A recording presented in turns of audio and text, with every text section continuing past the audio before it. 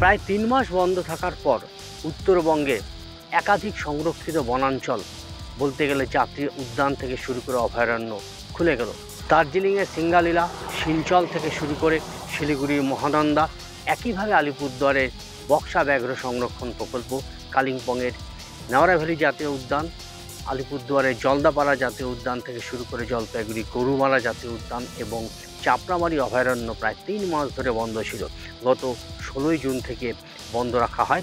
তার কারণ প্রতি বছর বন্য প্রাণীর যে প্রজনন ঋতু, পাশাপাশি জঙ্গলের স্বাভাবিক বেড়ে ওঠা, এইসব কারণে জঙ্গলকে কিন্তু বন্ধ রাখা হয়।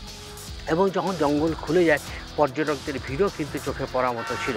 সবচেয়ে বড় বিষয় যে জলপাইগুড়ির ক্ষেত্রে নেওয়ারা ভ্যালি এলাকায় একটা ট্রেকিংয়ের ব্যবস্থা করা হয়েছে সামসিং থেকে একেবারে মাউন্টেন বাইকিংয়ের ব্যবস্থা।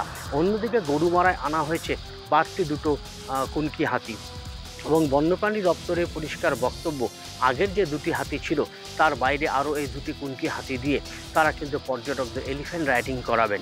একইভাবে ধূপঝরা এলিফ্যান্ট যে ক্যাম্প, সেখানে শুরু হচ্ছে হাতিদের যে এলিফ্যান্ট বাথিং, অর্থাৎ কুনকি হাতিদেরকে খাবার খাইয়ে আনার পর মূর্তি নদীতে যখন স্নান করানো হয়, তা কিন্তু একেবারে চাক্ষুষ অভিজ্ঞতা নিতে পারবেন পর্যটকরা।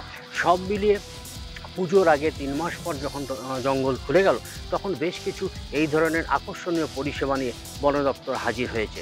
জলপাইগুড়ি থেকে প্রদীপ সরকারের রিপোর্ট, নিউজ টাইম।